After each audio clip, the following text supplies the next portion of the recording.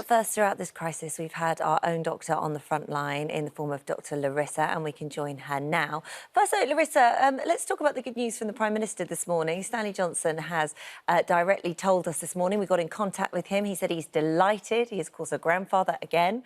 Larissa, a lot of people saying, gosh, this wasn't expected. They announced that they were pregnant not that long ago. People are now thinking, oh, did this baby go to full term? Was this a premature baby? Could you just shed a little bit of light on this? What do you think?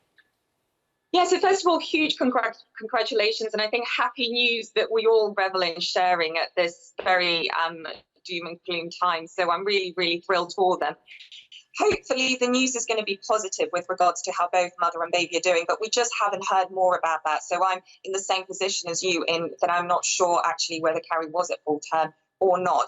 It is possible that preterm labour could have been involved because we have seen a few cases with coronavirus that have resulted in preterm births, so we're not sure that there's a direct correlation. But at this stage, it's all just speculation, and in actual fact, Carrie could have been further along than any of us really thought, and she absolutely have delivered at term. Well, they're quite good at secrecy on stuff like that anyway, so we don't know. And the statement said that mother and baby are healthy and great, which is great. Yeah, and that's really, really positive because, you know, the overwhelming evidence so far has shown that mothers with coronavirus and even babies who may have contracted overwhelmingly do fine. So that's really, really good to hear. Larissa, would he have been allowed at the birth? What's happening in hospitals now around that? If mothers are going in, can partners be there? Yes, absolutely. So you are allowed a single partner who is well, so hasn't got any coronavirus symptoms. And thankfully, Boris got out of hospital just in time to be able to make this. So yes, you will be allowed a single birth partner. However, if that birth partner becomes unwell, then sadly they won't be able to accompany you, and you may have to go to a second plan with someone else to be there. But that's the case with vaginal births as well as cesarean sections. It's really important someone is there for you. Yeah, for sure. Okay. Let's talk about admissions, because new admissions have reduced, and we've been told that people could potentially be missing cancer treatment. A&E departments incredibly quiet. People frightened to go to hospital. The government saying if you think you need to go to A&E, you must go.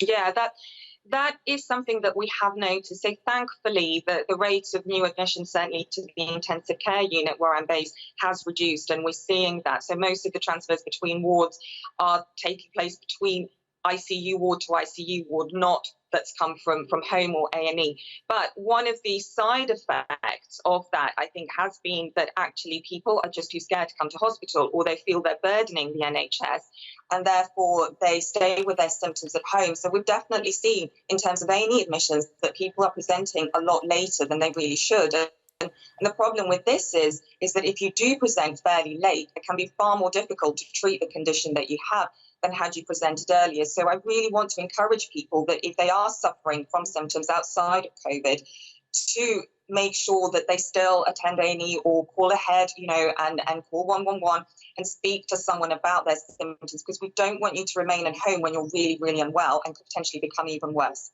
Yeah, and what about PPE at the moment? What's your experience of that? Are you getting the kit that you need?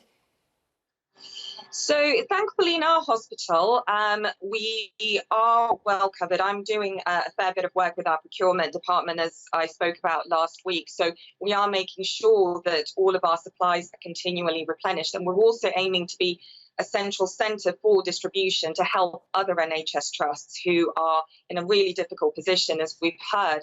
So that is something that remains our aim and that I feel very passionately about. But yes, it still remains a huge problem in terms of shortages and in terms of, you know, the distribution and the logistics of just getting this stuff from the airports and distributed to where it needs to go. So I myself have found quite a lot of obstacles with that, even when I've tried to overcome them locally, due to the fact that a lot of the stuff that comes in and is imported is centralised. All right, thank you very much, Larissa. Thank you, Larissa. It's also